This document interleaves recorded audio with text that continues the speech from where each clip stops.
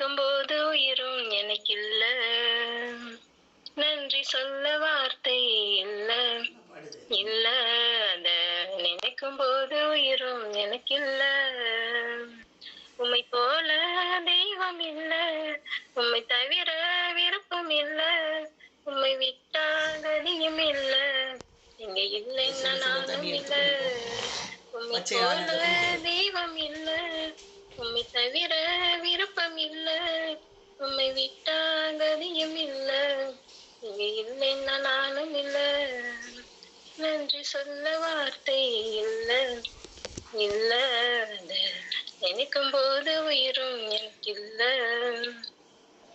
குப்பையில் இருந்த என்னை உயர்த்தி வைத்தீரே, ராஜாக்களோடு என்னை அமர செய்தீரே. குப்பையில் இருந்த என்னை உயர்த்தி வைத்தீரே, ராஜாக்களோடு என்னை அமர செய்தீரே. என்னை உயர்த்தி வைத்தீரே, உயர்த்தி அழகு பார்த்தீரே. என்னை உயர்த்தி வைத்தீரே, உயர்த்தி அழகு பார்த்தீரே. உம்மை போல தெய்வம் இல்ல, உம்மை தவிர விருப்பம் இல்ல, உம்மை விட்டா கதியும் இல்ல, நீங்க இல்லைன்னா நானும் இல்ல. நன்றி சொல்ல வார்த்தை இல்ல இல்ல, நினைக்கும் போது உயிரும் எனக்கு இல்ல. கர்த்தருக்கு ஸ்தோத்திரம்.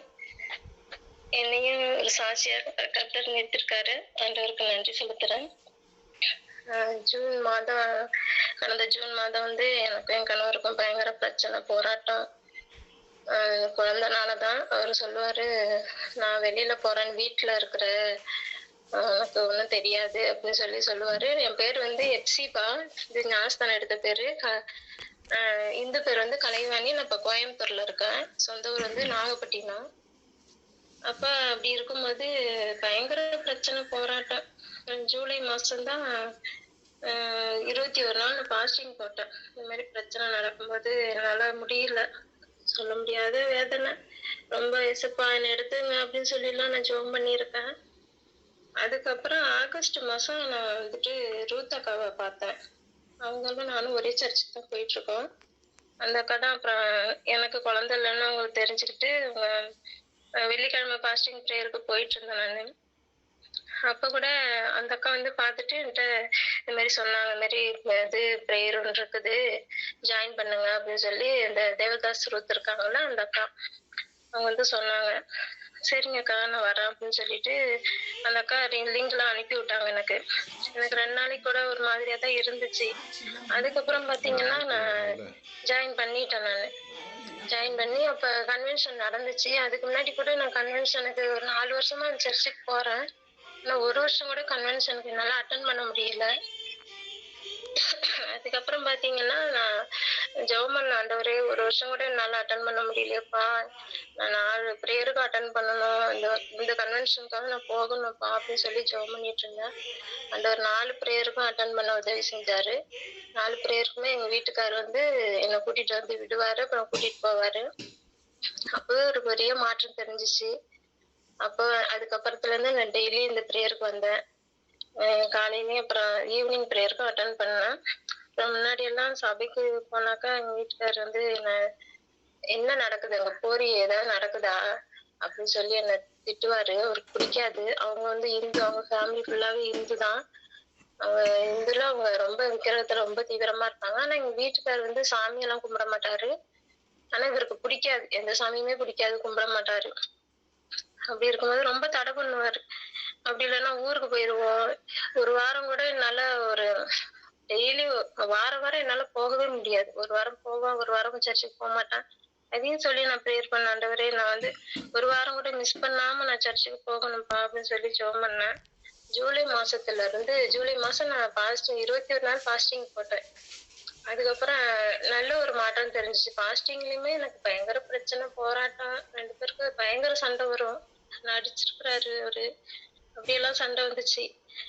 அப்புறம் 21 நாள் பாஸ்டிங் முடிஞ்ச பிறகு நான் அந்த இதுலயும் ஜாயின் பண்ணியிருந்தேன், அந்த ப்ரேயர்லயும் ஜாயின் பண்ணியிருந்தேன். அப்ப பாத்தீங்கன்னாக்கா ஒரு வாரம் கூட மிஸ் பண்ணாம நான் சர்ச்சுக்கு இப்ப 5 மாசமா நான் ஒரு வாரம் கூட மிஸ் பண்ணாம போயிட்டு இருக்கேன் சர்ச்சுக்கு. ஒரு ஞாயிற்றுக்கிழமை கூட மிஸ் பண்ணல. அப்படி ஆண்டவர் அதுவே பெரிய ஒரு அற்புதம் செய்தாரு. அப்புறம் பாத்தீங்கன்னா ஜெபம் பண்ணுவேன் 5 மணிக்கு ஒரு நேரம் ரூத்தாக்கா எனக்கு டெய்லி கால் பண்ணுவாங்க. நானும் வந்துட்டு அலாரம் வச்சு எந்திரிச்சிருவேன். அப்ப இவரு சொல்லுவாரு, என்ன மந்திரம் ஓத போறியா அப்படின்னு கேட்பாரு எங்க வீட்டுக்காரு. மந்திரம் ஓத போற அப்படின்னு சொல்லுவாரு. ஆமா, ஆண்டவர் வந்து எல்லாரையும் படைச்சவரு, உங்களை என்ன இந்த உலகத்தையும் படைச்சவரு, உயிருள்ள தேவன் அவரு. அவருக்காக நான் மந்திரம் ஓத போறேன்னு சொல்றீங்கல்ல, பரவாயில்ல அப்படியே இருக்கட்டும் அப்படின்னு சொல்லி நான் சிரிச்சுட்டே சொல்லிடுவேன். அப்புறம் பாத்தீங்கன்னா இப்ப என்ன பண்றாரு, கொஞ்ச நாளாவே அந்த நான் சொன்ன ஆண்டவரே என்னப்பா மந்திரம் ஓத போறேன்னு இப்படி சொல்றாரு ஆண்டவரே அப்படின்னு சொல்லி நான் சொல்லுவேன். அப்புறம் இப்ப என்ன சொல்றாரு, ரீசெண்டா ஒரு 1 மந்த்தா ஜபான்னு கூப்பிடுறாரு என்னைய. ஜபா பண்ண போலியா அப்படின்னு கேக்குறாரு என்னைய. ஆண்டவருக்கு நன்றிப்பா இப்படியாவது சொல்றாரு அப்படின்னு சொல்லிட்டு அப்புறம் இப்பெல்லாம் அடிக்கடி என்ன சர்ச்சை கூட்டிட்டு வந்து விடுறாரு. எந்த தடையுமே சொல்றது இல்ல அவரு. சர்ச்சுக்கு போகாத அப்படின்லாம் எதுவுமே சொல்றது இல்ல. ஜபம் பண்ணும்போது நான் ஹெட்போன் மாட்டிக்கிட்டு தான் ஜெபம் பண்ணுவேன். காலை டைம்ல ஹெட்போன் மாட்டிப்பேன், ஏன்னா அவருக்கு டிஸ்டர்பா இருக்கக்கூடாது அப்படின்ட்டு. இப்ப முன்னாடி தெரியாம ஜெபம் பண்ணிட்டு இருந்தேன், இப்ப தெரிஞ்சே ஜெபம் பண்றேன். ஹெட்போன் மாட்டிப்பேன். அப்ப கேட்பாரு, ஜபா பண்ண போலியா அப்படின்னு கூட கேட்பாரு என்னைய. ஜபா இவ்வளவு நேரம் பண்ணனியா அப்படின்னு கேட்பாரு என்னைய. இப்ப ஹெட்போன் மாட்டிட்டு தான் பண்ணுவேன், ஆனாலும் அவருக்கு தெரிஞ்சு பண்ணிட்டு இருக்கேன். ஈவினிங் ப்ரேயர் ஹெட்போன்ல மாட்ட மாட்டேன், அவருக்கு தெரியும். அப்புறம் பாத்தீங்கன்னாக்கா குருத்தக்கா போன் பண்ணி என்ன ஒரு நாள் போன மாசத்துக்கு முந்தின மாசம் என்கிட்ட பேலன்ஸ் இல்லாம போயிடுச்சு, நானும் மறந்துட்டேன். அப்போ ரூத்தக்கா எனக்கு கால் பண்ணாங்க, என்ன ப்ரேயருக்கு வரலையா? எப்சிபா சிஸ்டர் கொஞ்சம் சத்தமா வாய்க்கிட்ட வச்சு பேசுங்க. Okay pastor. அப்போ ரூத்தக்கா கால் பண்ணி நீங்க ப்ரேயருக்கு வரலையா அப்படின்னு சொல்லி கேட்டாங்க. அக்கா பேலன்ஸ் இல்லக்கா, செல்லுல அப்படின்னா. அப்புறம் எப்படியோ உங்க வீட்டுக்கார செல்லாத பாருங்க அப்படின்னாங்க. சரின்னு சொல்லிட்டு என்ன அப்படின்னு கேட்டாரு. இல்லைங்க பேலன்ஸ் இல்லைங்க, கொஞ்சம் உங்க செல் கொடுக்குறீங்களா அப்படின்னு கேட்டேன். அவர் என்ன பண்ணிட்டாரு, செல் எடுத்து உடனே எனக்கு ரீசார்ஜ் பண்ணி விட்டாரு காலையில 6 மணிக்கு. அந்த அன்னைக்கு பாத்தீங்கன்னாக்கா ரெஜினா அம்மா மூலியமா ஆண்டவர் என்னோட பேசினாரு இந்த சாரால பத்தி. அந்த எபிரேயர் 11:11 பேசினாரு ஆண்டவர். ரொம்ப பிரயோஜனமா இருந்துச்சு. 6 மணிக்கெல்லாம் இருந்துச்சு. அது பேலன்ஸ் போட்டு விட்டதே கிடையாது இவரு. 6 மணிக்கு எனக்கு பேலன்ஸ் போட்டு விட்டாரு. அப்புறம் அதுக்கப்புறம் பயங்கர மாற்றம்லாம் நடந்துச்சு. இப்ப போன மாசம் பாத்தீங்கன்னாக்கா போன மாசமே எனக்கு பேலன்ஸ் தீர்ந்து போச்சு. அதே மாதிரி ருத்தக்கா கால் பண்றாங்க, என்ன வரலையா அப்படின்ட்டு. என்னப்பா பண்றது? அப்ப பாத்தீங்கன்னா மணி கரெக்டா ஒரு 5:20 இருக்கும். அப்ப இவர் டக்குன்னு எந்திரிச்சிட்டாரு. என்னன்னு கேட்டாரு, பேலன்ஸ் இல்லைங்க, உங்க செல்லு கொடுங்க அப்படின்னா உடனே 5:22 எனக்கு பேலன்ஸ் போட்டு விட்டாரு காலையில. அப்படியெல்லாம் போட்டு விடவே மாட்டாரு, டென்ஷன் ஆவாரு. ஆண்டவர் வந்து இந்த அளவுக்கு அவர் மனசை மாத்தி எனக்கு பேலன்ஸ் போட்டு விட்டாரு. உடனே நான் அந்த ஜாயின் பண்ணேன். அப்ப ரெஜினா மூலியமா எனக்கு நல்ல ஒரு செய்தியை கொடுத்தாங்க, இல்லாதவைகளை இருக்கிறவை போல் அழைக்கிறவர் அப்படின்னு சொல்லிட்டு. ஆமாங்க, எனக்கு வந்து குழந்தையே பிறக்காது அப்படின்னு சொல்லிட்டாங்க ஹாஸ்பிட்டல். எல்லா ஹாஸ்பிட்டலையும் நாங்க பாத்துட்டோம், சொல்லிட்டாங்க நீங்க செலவு பண்றது வேஸ்ட், நீங்க இனிமே செலவு பண்ணாதீங்க, நான் குழந்தைய வேணா தத்து எடுத்துக்கோங்க அப்படின்னு சொல்லிட்டாங்க. அதுல இருந்து ரொம்ப எனக்கு அதுதான் பயங்கர பிரச்சனையே ஆனது எங்க வீட்டுல. அப்படி இருக்கும்போது ரொம்ப அழுகுவேன், டெய்லி அழுகுவேன். இப்ப ஆண்டவர் வந்து அந்த அளவுக்கு வந்து நான் அதுல இருந்து ரொம்ப ரிலீஃப் ஆயிட்டேன். நான் இந்த ஜாயின் பண்ணதுல இருந்து ரொம்ப ரிலீஃப் ஆயிட்டேன். ஆண்டவருக்கு வந்து இப்ப வந்து எனக்கு ஆண்டவர் எனக்கு குழந்தை கொடுத்தாலும் ஸ்தோத்திரம், கொடுக்கலனாலும் ஸ்தோத்திரம். ஆனா விசுவாசிக்கிறேன், எனக்கு கடவுள் வந்து கண்டிப்பா கொடுப்பாரு அப்படின்னு நான் விசுவாசிக்கிறேன். அப்புறம் பாத்தீங்கன்னா இந்த ஆயுத பூஜை வந்துச்சு பாத்தீங்களா, அப்ப வந்துட்டு இவர் வந்து எங்க வீட்டுக்காரர் வந்து இன்ஜினியர், சிவில் இன்ஜினியர். அப்ப 4-5 மாசமா அவர் வீட்டுலதான் இருக்காரு, வேலைக்கு போகல, வேலை இல்ல. அப்ப சொன்னாரு, வருஷம் நான் போய் பூஜை போட்டுருவேன், இந்த வருஷம் பூஜையே போடல அப்படின்னு சொன்னாரு. நானே மனசுல நினைச்சுக்கிட்டேன், நீங்க போட மாட்டீங்க நம்ம அப்படின்னு மனசுல நினைச்சிட்டு உட்கார்ந்துருந்தேன். அப்புறம் நாளைக்காவது போய் பூஜை போடணும் அப்படின்னாரு. நான் நினைச்சேன் நாளைக்கு நீங்க போட மாட்டீங்க அப்படின்னு சொல்லி நினைச்சிட்டு எல்லாம் நல்லதுதான் அப்படின்னு நினைச்சிட்டு உட்கார்ந்துருக்கேன். அவரு என்னங்கிறாரு, எல்லாம் நன்மைக்குதான் அப்படின்னு சொல்றாரு. அதுல இருந்துமே ஆண்டவர் வந்து நான் மறுநாளும் போய் பூஜையே போடல அவரு இந்த இதுக்கு. அப்புறம் பாத்தீங்கன்னாக்கா, பயங்கர சனிக்கிழமை தான் எனக்கு வந்து ரொம்ப ஒரு பலவீனம் வரும். சனிக்கிழமை வந்துட்டு ஒரு வாரம் சனிக்கிழமை என்ன பண்ணிட்டேன், விழுந்துட்டேன் நானு. வீட்டுக்கு பின்னாடி விழுந்துட்டேன். நடக்கவே முடியல. சுத்தமா நடக்க முடியல. அப்புறம் எங்க வீட்டுக்காரர் வந்து ஹாஸ்பிட்டல்லாம் கூட்டிட்டு போனாரு. ஆண்டவரே நான் அப்படி விழுந்துட்டேன்ப்பா, நாளைக்கு சர்ச்சுக்கு போகணும். அப்படி ஆலயத்துக்கு நான் வரணும் ஆண்டவரே, என்னால சுத்தமா நடக்கவே முடியலப்பா அப்படின்னு சொல்லி ஜெபம் பண்ணேன். ஆண்டவர் மறுநாள் நடந்து வரேன் எனக்கு ஆண்டவர் கிருபை செய்தாரு. பெரிய ஒரு அற்புதம். அப்புறம் எங்க வீட்டுக்காரர் வந்து சர்ச் முடிஞ்சோன்னு வந்து கூட்டிட்டு வந்தாரு. இப்பெல்லாம் வந்து விடுறாரு, கூட்டிட்டு வராரு. இதுவே ஒரு பெரிய மாற்றம். எனக்கு போக கூடாது அப்படின்னு சொல்லுவாரு. ஒரு வாரம் போவேன், ஒரு வாரம் போக மாட்டேன். தடை சொல்லுவாரு. பயங்கரமா தடை பண்ணுவாரு. அப்படி இருக்கும்போது இந்த 4 மாசமா நான் ஒரு வாரம் கூட மிஸ் பண்ணாம நான் சர்ச்சுக்கு போயிட்டு இருக்கேன். அதுவே எனக்கு ஒரு பெரிய அற்புதம். அதுக்கப்புறம் ஒரு சனிக்கிழமை எனக்கு காய்ச்சல் வந்துருச்சு. சனிக்கிழமை தான் எனக்கு பயங்கர பிரச்சனையா வரும். அப்ப கூட நான் சொன்னேன், அக்கா இது மாதிரி எனக்கு காய்ச்சலுக்கா அப்படின்னு கூட சொன்னேன். அந்த அக்கா ஜெபம் பண்ணிக்கிறோமா அப்படின்னாங்க. பாத்தீங்கன்னா அன்னைக்கு நைட்டே எனக்கு 11 மணிக்கெல்லாம் சரியாயிடுச்சு காய்ச்சல். மறுநாள் ஞாயிற்றுக்கிழமை திருவிருந்து அது போய் சர்ச்சுக்கு போனேன் நானு. காய்ச்சல்லாம் எனக்கு சரியா போச்சு. சர்ச்சுக்கு போனேன் மறுநாள். அதே மாதிரி எனக்கு எந்த ஒரு பிரச்சனை இருந்தாலுமே இந்த சனிக்கிழமை, வெள்ளிக்கிழமை இப்படியே தான் வரும். பயங்கர போராட்டமா இருக்கும்.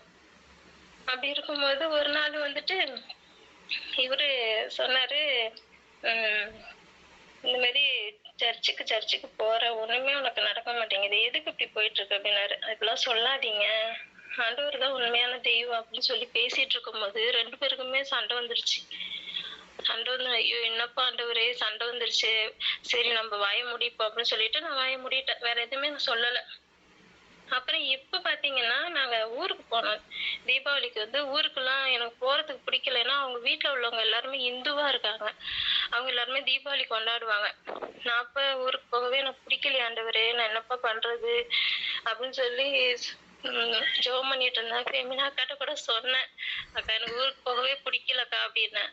சரிம்மா ஜெபம் பண்ணுவோம் அப்படின்னாங்க. பாத்தீங்கன்னா நாங்க எல்லாமே திங்ஸ் எல்லாம் வாங்கிட்டு ஊருக்கு கிளம்பி சரி உம்முடைய சித்தம். நான் ஊருக்கு போனாலும் ஊருக்கு போகலனாலும் உம்முடைய சித்தம் ஆண்டவரே. எனக்கு வேற வழி தெரியல. எல்லாமே நாங்க ட்ரெஸ் எல்லாமே 3 ஃபேமிலிக்கு எடுப்போம் ட்ரெஸ். 3 ஃபேமிலிக்கு ட்ரெஸ் எல்லாம் எடுத்துட்டு எல்லாமே வாங்கிட்டு ஆண்டவரே நாங்க ஊருக்கு போக முடிய சித்தம் இருந்துச்சுன்னா நாங்க ஊருக்கு போறோம் அப்படின்னு சொல்லிட்டு இருந்தேன். பாத்தீங்கன்னா எங்க கார் என்னாச்சுன்னா ஊருக்கு கிளம்பி காலையில 5 மணிக்கு கிளம்பி 7 மணிக்கெல்லாம் சரி கிளம்பிட்டோம், ரெடி ஆயிட்டோம். பாத்தீங்கன்னா எங்க கார் ஸ்டார்ட் ஆகாம இருந்தானே இவரு என்ன பண்றாரு, என்னை கேக்குறாரு, நீ என்ன வேண்டுனியா, ஜெபம் பண்ணியா, ஊருக்கு போக கூடாது அப்படின்னு சொல்லி கார் ஸ்டார்ட் ஆக கூடாது வேண்டுனியான்னு கேக்குறாரு. ஐயோ நான் அப்படியெல்லாம் வேண்டவே இல்லையே அப்படின்னு சொன்னேன். கார் ஸ்டார்ட் ஆகலன்னா அதுக்கு நான் என்ன பண்ண முடியும் அப்படின்னு. என்னப்பா ஆண்டவரே இவர் இப்படி சொல்றாருன்னு சொல்லிட்டு ஜெபம் பண்ண, ஆண்டவரே இவர் இப்படி சொல்றாரு ஆண்டவரே, தடையெல்லாம் மாற்றுங்க, நாங்க ஊருக்கு போகணும், நம்முடைய சித்தின்படி எல்லாம் நடக்கட்டும் ஆண்டவரே அப்படின்னு சொல்லி ஜெபம் பண்ணேன். அப்புறம் பாத்தீங்கன்னா காலையில 5 மணிக்கு கிளம்பணும் நாங்க. மதியானம் வரைக்கும் கார் ரெடி ஆகவே இல்லை. அப்புறம் டைரக்டா கம்பெனில தான் வந்து ரெடி பண்ணாங்க. அது சென்சார் ஃபுல்லா ஸ்கேன் பண்ணி பார்த்தாதான் அது வந்துட்டு உள்ள என்ன கம்ப்ளைண்ட் இருக்கு அப்படின்ட்டு அவங்க அதை பார்த்து ரெடி பண்ணுவாங்க. அது மாதிரிதான் பண்ணாங்க. அப்புறம் பாத்தீங்கன்னா கொஞ்ச தூரம் போறோம். அந்த டயர் வந்து அது வந்து ஏற்கனவே தேஞ்சு அலைன்மெண்ட் எல்லாம் மாறி இருக்கு. அது லாங்ல போக முடியாது அப்படின்ட்டாங்க. சரின்ட்டு நாங்களும் ஒவ்வொரு ஒர்க் பார்த்துட்டு போறோம். ரெடி பண்ண முடியாது, வேணா போட்டு போங்க, 2 நாள் கழிச்சுதான் நீங்க எடுக்க முடியுங்கிறாங்க. ஆண்டவரே நாங்க இப்ப இவ்வளவு திங்ஸ் பஸ்ல ஏத்திட்டு போக முடியாதுப்பா, நாங்க இதுலதான் ஆண்டவரே போக முடியும், என்ன பண்றதுன்னு தெரியலையப்பா, நீங்க உதவி செய்யுங்க அப்படின்னு சொல்லி நானும் ப்ரேயர் பண்ணிட்டே போறேன். நல்ல வேளையா ஒரு கார் சர்வீஸ் சென்டர் இருந்துச்சு. அவங்க அப்புறம் ரெடி பண்ணி கொடுத்தாங்க. ரெடி பண்ணிட்டு நாங்க காலையில 5 மணிக்கு கிளம்பணும். நாங்க ஈவினிங் 5 மணிக்கு தான் கோயம்புத்தூர்ல இருந்து நாங்க கிளம்பணும். அதுக்கப்புறம் ஆண்டவர் அந்த அளவுக்கு ஒரு பெரிய அற்புதம் செய்தாரு. அப்புறம் பாத்தீங்கன்னா போயிட்டு நாங்க ஊருக்கு போனோம்னா 1 வாரம் 10 நாள் ஆகும். இப்ப பாத்தீங்கன்னா 2 நாள்ல நாங்க திரும்பி வந்துட்டோம். 2 நாள்ல திரும்பி ஒரு ஆண்டவர் கிருபை செய்தார்.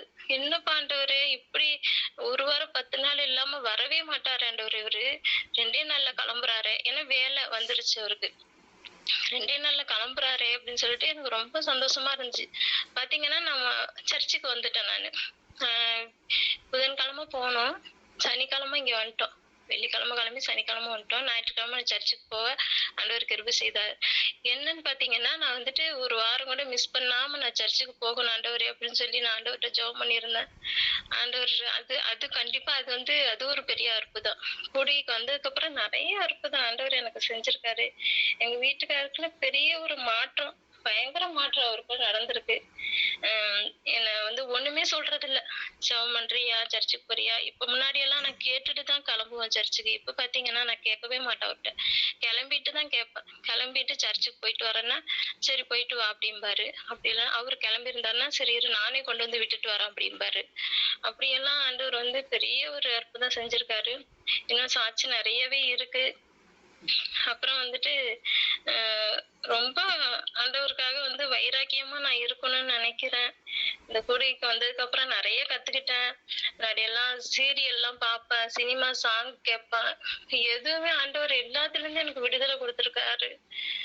சினிமா பாட்டெல்லாம் கேட்பேன் நானு. ஆண்டவர்ட்டயும் ஜெபம் பண்ணுவேன், ஆண்டவர் தான் கும்பிடுவேன். ஆனாலும் இந்த சீரியல்லு, சினிமா பாட்டு, ஒரு ஒரு நேரம் சினிமா பார்க்கறது, இதெல்லாமே எனக்கு இருந்துச்சு. ஆனா இந்த ஜூன் மாசத்துல இருந்து எனக்கு அந்த இது எல்லாமே போயிருச்சு. எதையுமே நான் இப்ப பார்க்கறதில்ல. இந்த இயேசப்பா இது நிஜம் டிவி இந்த மாரி ஏதாவது ஒரு இத வச்சு பார்த்துட்டு இருப்பேன். ஜீசஸ் சாங் தான் நல்ல கேட்பேன். மனுஷன் தான். ஆண்டவர் ஆண்டவர் வந்து தொடுறாரு, ரொம்ப கொஞ்சமா பெரியவரு. தொடுறாரு. எவ்வளோ அற்புதம் எனக்கு ஆண்டவர் தொட்டு செஞ்சிருக்கிறாரு. முழுசா மாத்தும்போது ஆண்டவர் இந்த அற்புதம் மாதிரி செய்வார். ஆண்டவர் வந்து இன்னும் என்ன வந்து அற்புதமா நடத்தணும். எனக்காக எல்லாம் கூடயில ஃபெமினா அக்கா ஜெபிக்கிறாங்க. அப்புறம் பிரியா சலமன் இன்னும் நெறைய பேர் ஜெபிக்கிறாங்க.